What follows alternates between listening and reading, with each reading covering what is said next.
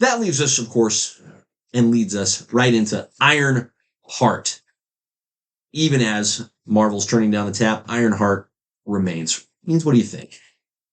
I was just thinking about this. First of all, I'm excited. I didn't realize Ryan Coogler was executive producer on this. Yep. That gives me more confidence in this.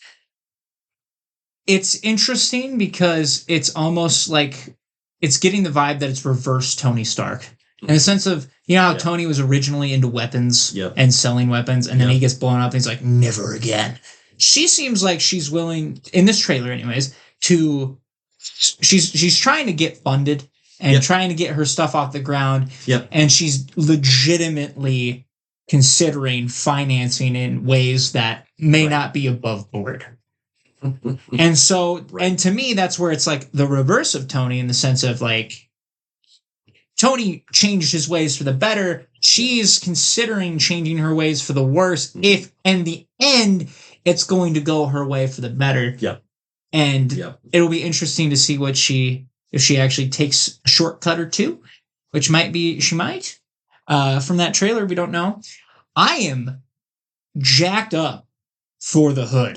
The hood is going to be sick. I was worried. I was a little concerned. I was like, this guy, I don't know what to think here. Right. And after this, I'm like, okay, he's got some power. He's got some, what's the word? Some mystery, some ominousity. Is that a word? Is ominousity a word? Ominousity? Ominous is a good word. Ominousity? We're going to say that it is. We're making it up. I said it enough times. Now it's a word. Oh, that's funny. So I'm super pumped for him. I think that'll be legit. We haven't seen anything with the demon side of the hood yet.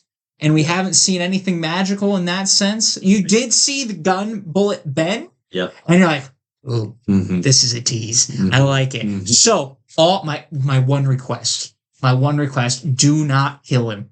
Let the hood run around. This guy, look, you did such a good job of making him cool. I think he can be that way.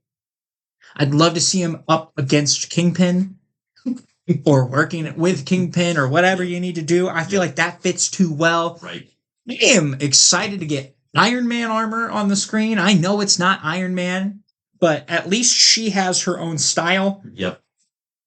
She seems to go... like watching a Transformer in the Transformers movie unfold, put itself into a different form. It's visually so pleasing every time. What's really interesting to me, and I don't know if they're just trying to make her a lot different than, War Machine and Iron Man. In the comics, she's got more of a sleeker, like armor, like slimmer.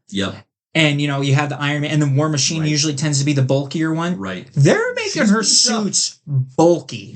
Like, these things got a lot going on with them. So I will be curious to see if that is the route that they continue to go with her, or if they end up going for the, oh, you know what? I got too much stuff on me. Let's sleek it down a little bit and see what we can do. So I'm interested on that part too, but man, half of the beauty of Iron Man movies were the armor. Iron Man 3, as much hate as that gets, when he calls the house in the final fight scene and he's jumping from suit to suit to suit, beautiful. It's a great scene. I love all of it. But that's a phenomenal scene. Imagine if he was actually a good villain. Like a great villain that we could all get behind. That would have been epic. We would be talking about it to the end of time. End of all time. We'd be talking about it. But we're not. And so I'm excited to see the Iron Man suits back. And so, I'm trying to be careful. I'm trying not to get too sold on it. I'm trying to hold some reservations, but the hood alone is just something to be excited about, I think. I think they've got a chance to turn this into a really solid show. It's only going to be 6 episodes long. So that in and of itself is really encouraging. Like, let's keep it contained to the right size. That sounds like a limited series more than an actual show. 100%. And I like that. 100%. Dominique Thorne was terrific as Riri Williams in Wakanda Forever back in 2022. Anthony Ramos has been excellent in so many things that it's great to see him get this role as the Hood. I think it's outstanding for him. Low-key, I'm also very excited for Alden I don't even know how to pronounce the guy's last name. The guy who played Han Played Solo. Han Solo. Yep. I saw him in this. I'm Solo like, movie. what are you doing? He's going to be Ezekiel Stain, Obadiah Stain's son. Is that what it said? That is the strongly suggested rumor at this point, which I'm all in for, because Zeke Stain is phenomenal. That's actually cool. Phenomenal. So I think they've got some terrific characters in place. I don't think they're reaching too far with the material that they have at their disposal. Love what you said about the technology of those Iron Man suits getting back into, not the movies yet, but at least into this show. It's going to depend so much on what story do they have to tell. And they've got to be careful, because Riri Williams, I don't think, is going to be enough of a character where you're focused in entirely on her for 6 episodes worth of not yet her path. Not yet. Eventually, perhaps. But the reason I bring up Zeke Stain and the Hood, as you mentioned already, is that's where the show has a great opportunity, is you have more than just the character of Riri Williams there, that you can tell these other character stories along with hers, and you could have something cooking here. So color me. And I also thought, as far as the presentation was concerned, the trailer didn't have any misses. It didn't have any, ooh, that's been half-baked. Like, that CGI is rough. Thank God. And we've had plenty of those experiences over the last few years. So I was more excited than I had any real anticipation of being. Toughest thing the show has going against it is it's been 3 years since this character was introduced. So you have no momentum at this point. But best way to create momentum is tell a great story. They can do it. Hope they do. Hearing that we have Zeke Stain, it just makes me really want them to bring back Justin Hammer. Mm-hmm. And the best part of Iron Man 2, Justin Hammer, how have they not, capitalized on that at all? Can they bring him back, for the love of God? Give us the hammer test. You know what? In the end of this show, that would be perfect. You have Stain building up his own enterprise, and then just bring Justin Hammer back and just have... Look, they talked about Armor Wars for a very long time. Mm-hmm. Let War Machine have his vengeance for everything, for all of it, for that big old rocket that just died on him in that final fight. Just petered right out. Oh my gosh. You know how epic that would be?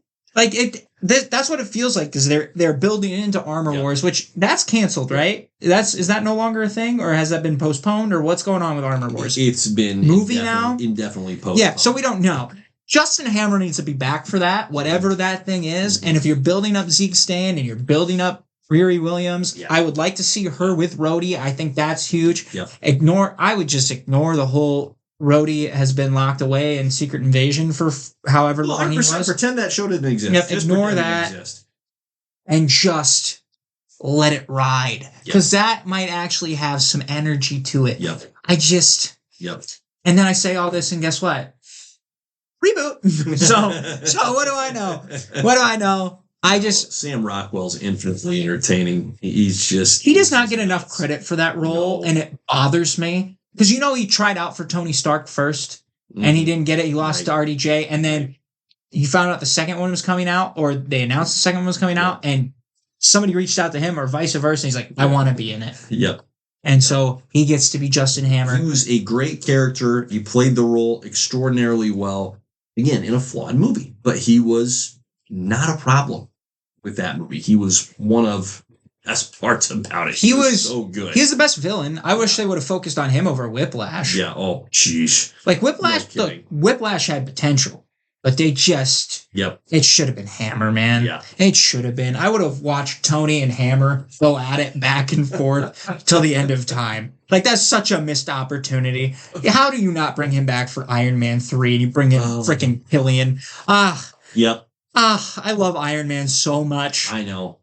But the trilogy that could have been. And that wasn't. I feel like I've been stabbed in the back by 90 different needles. And it just sucks. It doesn't feel good. No, it doesn't feel good. No. It's terrible. I could rant about Iron Man movies all day.